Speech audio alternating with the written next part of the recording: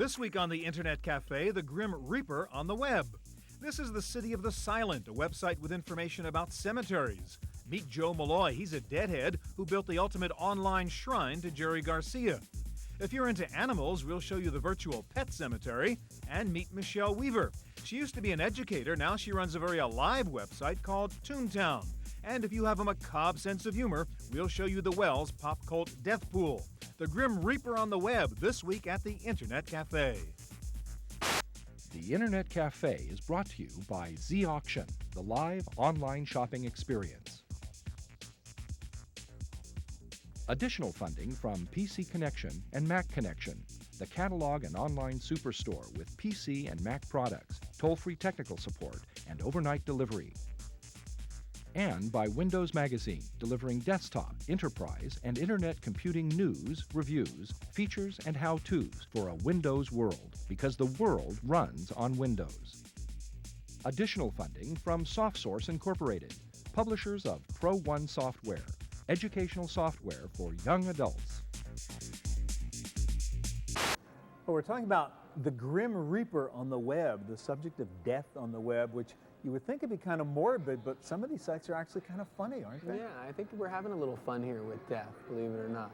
There's a couple of games out there where you can actually try to pick the next 5 celebrities that are going to die, and if you get it right, you win certainly prizes. Irreverent, there's no question about that. Yeah. Who would you pick? Well, I could go on forever, but I bet there was a few people didn't pick last year, that's for sure. I mean, you think you can sort of, is that an appropriate thing to have on the web, all this sort of kind of sick stuff about actually, death? you know what? I think a lot of people don't like to talk about it, so I think if you can find a vehicle, whether it's comedy or whether it's more emotional, like the virtual pet cemetery for me, yeah. I think it's good. Any way that you can express your feelings is a good thing. I agree with you. You know, I mean, death, I mean, there's a lot of grief and grieving in death, Yep. and people get through that by talking it out with other people. I think the net really provides an opportunity for people Sharing the to experience. get comfortable and get this the pain off your chest. Or, A good example is the Jerry Garcia shrine. Exactly, You know, people exactly. were so upset when he died. people and have a need to do that, and the web gives them that opportunity. Right. So, Joel, you've created a website. It's called the City of the Silent, and it's, I guess from my perspective, the one-stop shop for anybody who's interested in graveyard histories and the whole anthropological aspect of death and dying. Tell me a little bit about the things that I would find if I went to your website. In developing City of the Silent, I've tried to put an emphasis on cemetery culture, remembering that cemeteries are places primarily for the living, places where we engage with the fact of death. And so my site includes things from a reader's sharing board to a collection of epitaphs to a discussion of cemetery symbolism, a timeline of history, and even a reader's sharing page where people can tell about what they have discovered. Because that's one of the most interesting things about taking part in any field of knowledge is sharing your discoveries. Yeah, it was actually really interesting because when I went to your site, I guess I had this preconceived idea that the topic of cemeteries was a morbid one and somewhat twisted, and I expected to see vampires, and that's not at all the experience that I had. I mean, when I went there, as you say, there was a discussion about symbolism and depending on different cultures, the different aspects of it. So from my perspective, it was a really fascinating site. What's the feedback been from the people who've gone to your site? What were the experiences that they talked about? Many people find it wonderful and are very pleased to find a site where they can realize their interest in cemeteries. Some people have been brought up to think that interest in cemeteries is very sick. And for this reason, I coined the term taphophilia, which is literally love of tombstones, to distinguish us from necrophiliacs. Yeah, which is a completely different thing. Which is something, something we can't discuss. So typically in England, I remember as a child, we used to go to the graveyards and we'd do rubbings of the tombs. And that's another thing that you've got at your website as well. So I mean, even for kids, that they could go and do tomb rubbings, and there's actually a... Provided they take the proper precautions. I wouldn't do it on an old stone. No? Okay.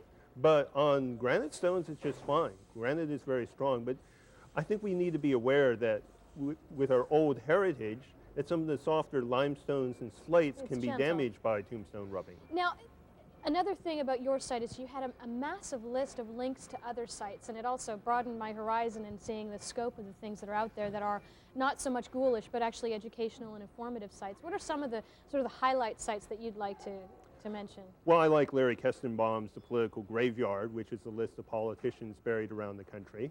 I like the Orange County Coroner's page, which gives you a different view on death. So the coroner's page, what's that about? Well, one of the most interesting features is they have a list with pictures and dental records of missing persons they have found over the years who still remain unidentified. And I find it impressive that out of all the millions of people in Orange County, there only seem to be about 40 people who are unknown. That's pretty amazing when you consider the number of people that go missing.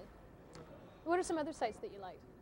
Wendell White's The Cemetery is a fascinating site that deals with a small Black American cemetery in New Jersey that Wendell discovered and just started doing research on and found out things about their farming, how they lived. These were free blacks before the Civil War, and it's revealing an angle of history that is not often looked into. No, it's really interesting. It's so true because going to your site, I saw a lot of things that gave me some insight into the way people lived over periods of time, and talking about epidemics and children's graveyards and so on and so forth. Really fascinating stuff.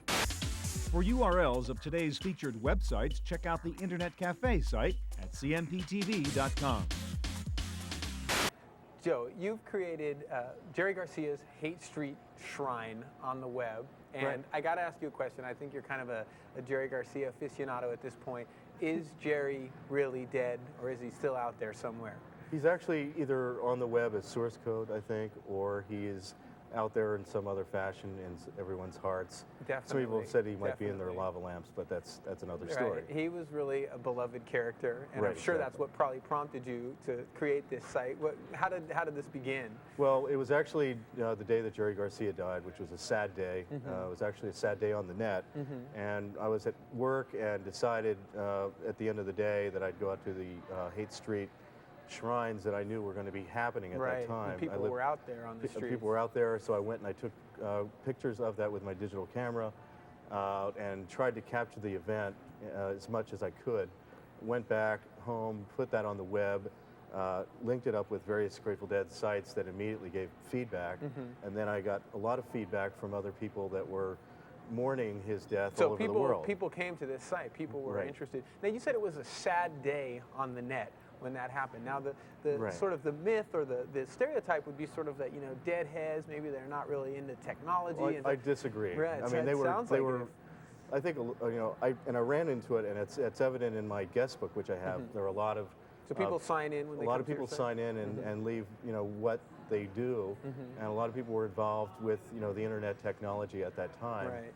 A lot of very intelligent people that were also deadheads. Okay, so it And- is a stereotype. Right, definitely. exactly. Now, And- you said that you had a deep caring for Jerry Garcia. So how have you memorialized him on this site? What are some of the things that are up there? Well, it's sort of a work in progress. My site. It didn't really just end with his death. Then it's almost Ongoing. It's an ongoing Right. thing where I'm also I'm getting whoever signs in the guest book, as well as I'm adding various other multimedia things that I add to the site to amuse people, to make people laugh, to make people have fun with the site. Photos are something. and- Photos, yeah. Shockwave, I've got some Java, I've got various other types of So formats, animations some and songs, things. some Right. real Now, audio. That's a question, actually. I Right. mean, obviously, Grateful Dead, the music was their thing. Right, So, exactly. do you actually have Grateful Dead music up there? Well, I've got real audio of the last show Really? that he did, or that they did in Chicago. How'd you get that?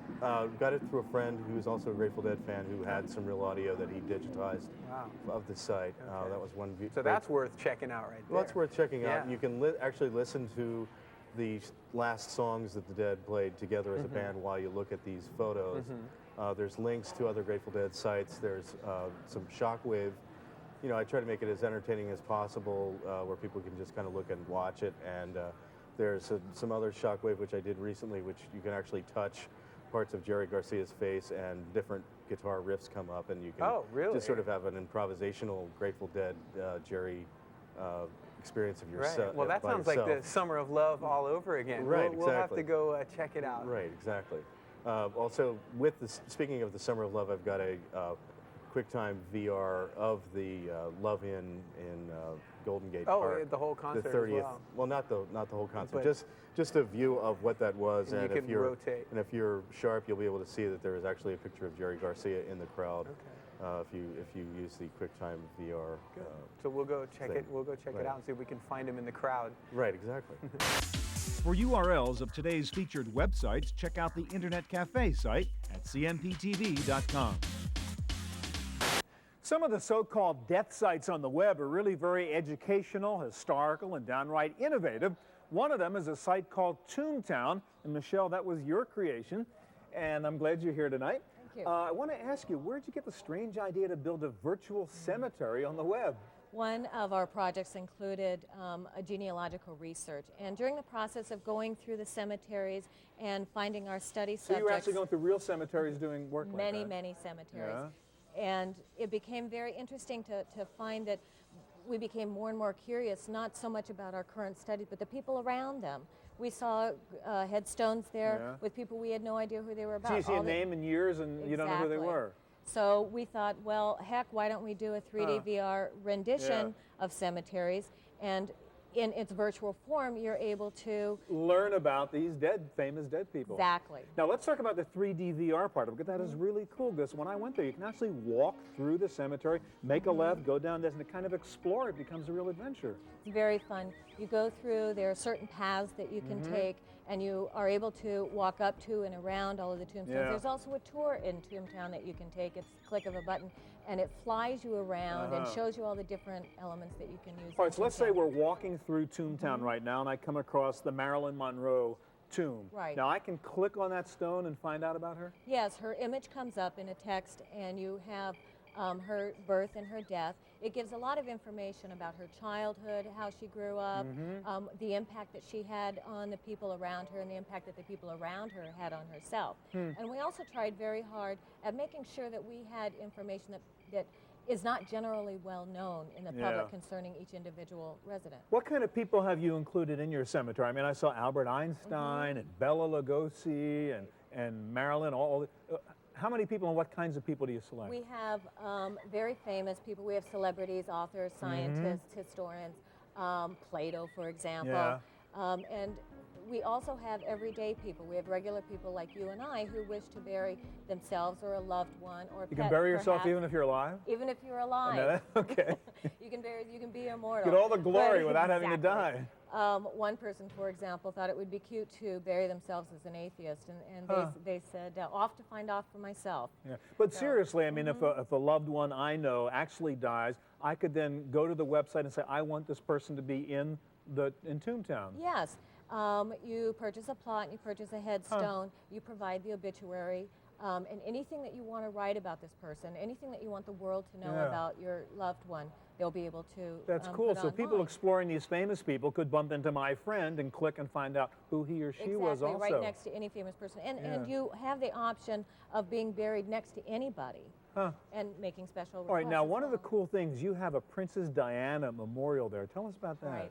Right. When Princess Diana was killed, we were one of the first websites to provide a memorial for her. People wrote in and gave their sentiments and remembrances. We compiled a book and sent it off to Wherever you send wherever it I off to. sent it off to. And in the meantime, we decided that a memorial would be feasible. You can't go and visit her grave. So we set up this memorial. You can visit the memorial, and then you can still write your remembrances, condolences. So you can actually, I guess the next step is virtual funerals. I mean, you can actually have people around the world signing a condolence book for just a normal person. That's absolutely true. And we've had several inquiries to do just that. Wow.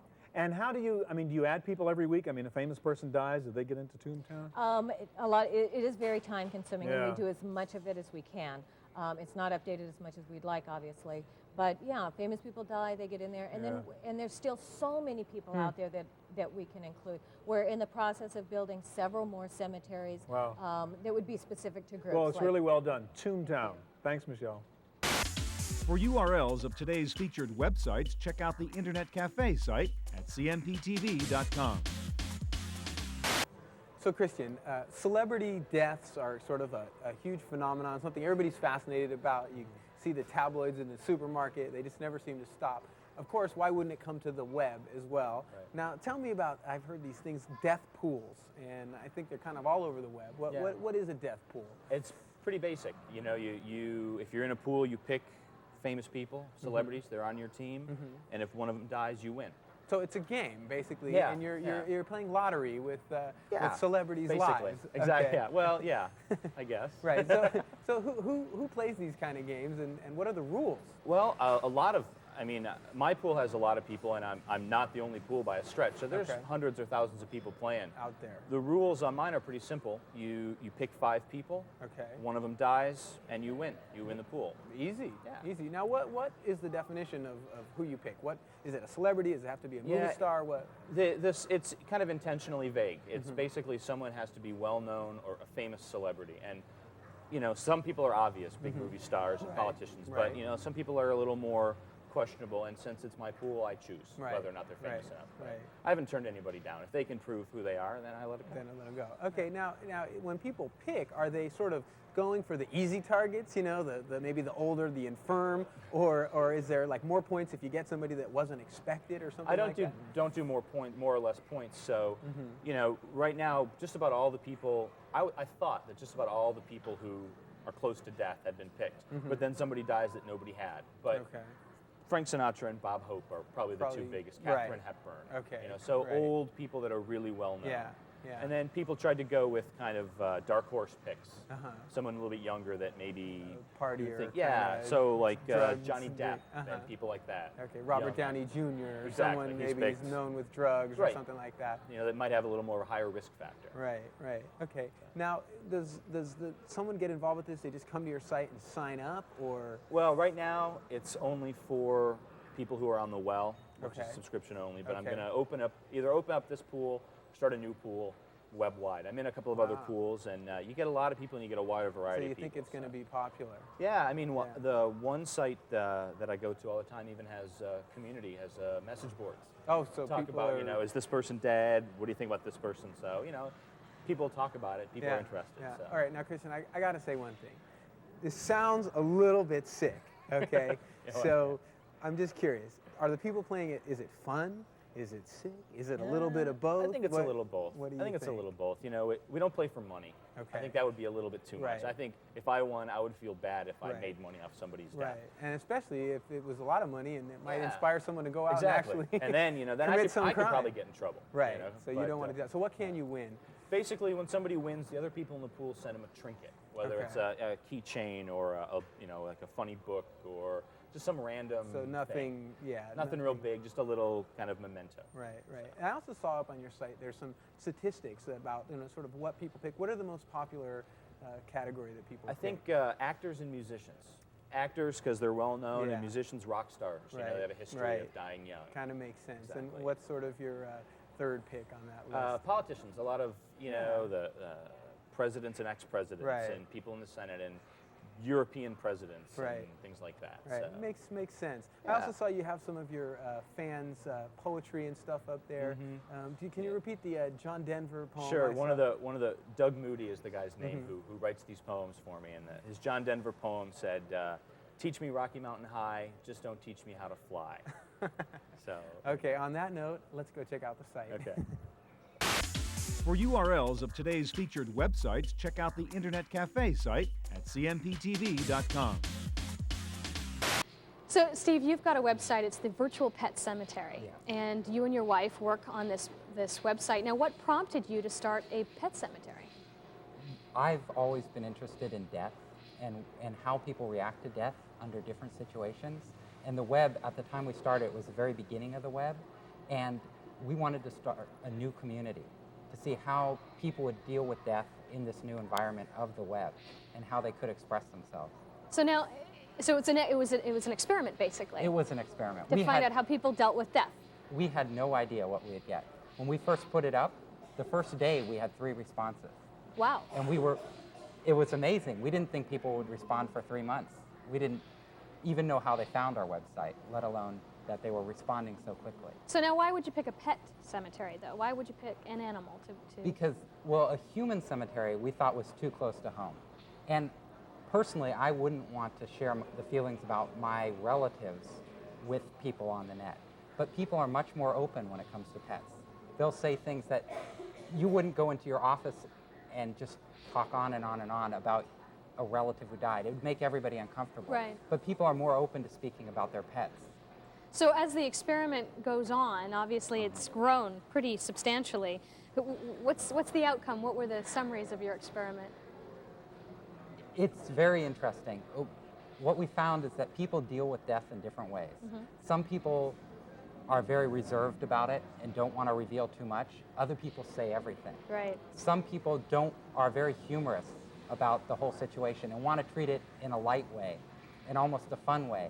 And other people are very serious. So people react differently to it as well. I mean, I know when I went to the site, and I've recently lost a pet in our family, and I was getting kind of emotional reading some of these things. There were some pretty sensitive stories that were being told. Yes, that's the other thing that's very interesting about the Virtual Pet Cemetery is it's an emotional site. Definitely. Most sites on the web today are informational. They give you information. This really, they're stories about people's lives. Yeah. And how they deal with such a tragedy.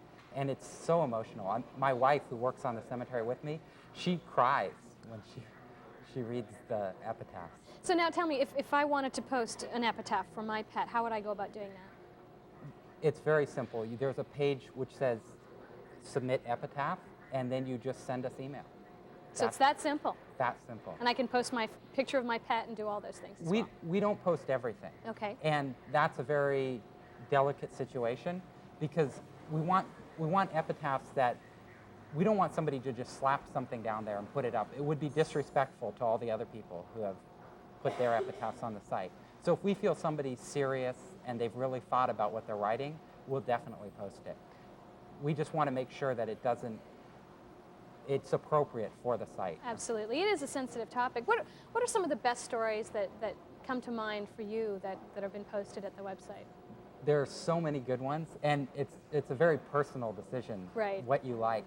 I like the touch turtle, which is the very first. That's the first story, yeah. That was great. I thought it was wonderful, and I thought it had, for me, it was tragic, but it was funny also, and it was very touching.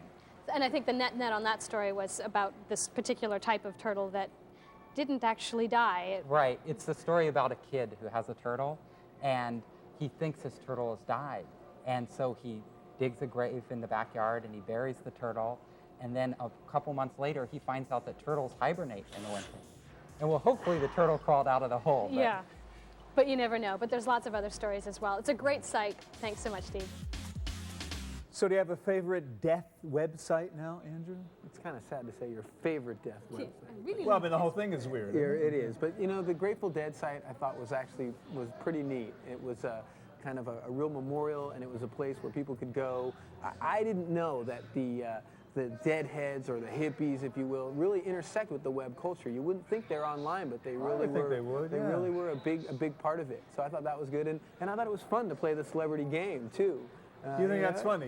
Who's going to die next? I think it's kind of funny, and if I had picked Sonny Bono, maybe I would have been a winner too. Well, so. I guess you have to loosen up a little bit about the subject, right? I mean, it's too depressing. Right, so people exactly. have to have fun with make it. fun. What do you think? For me personally, I just recently lost a member of our family. One of our pets was killed by a car, and I thought that the Virtual Pet Cemetery was a really great idea because you don't often get the chance to talk about how you feel about losing a pet, and it's a great place to be able to find community there. Dealing with death is a ritualized kind of thing, and this sort of helps create that ritual. It's really good. Well, Toontown I thought was great too because very educational, great interface. I mean, the subject really wasn't death, but history, so I thought that was a good example. If you'd like any more information about any of the websites we saw tonight, check out our website at cmptd.com, and we'll see you here next week at the Internet Cafe. The Internet Cafe is brought to you by Z-Auction, the live online shopping experience. Additional funding from PC Connection and Mac Connection, the catalog and online superstore with PC and Mac products, toll-free technical support, and overnight delivery. And by Windows Magazine, delivering desktop, enterprise, and internet computing news, reviews, features, and how-tos for a Windows world, because the world runs on Windows. Additional funding from SoftSource Incorporated, publishers of Pro One software, educational software for young adults. To purchase a videotape copy of today's program, call toll-free 1-888-310-7850. Please specify the show number and the topic.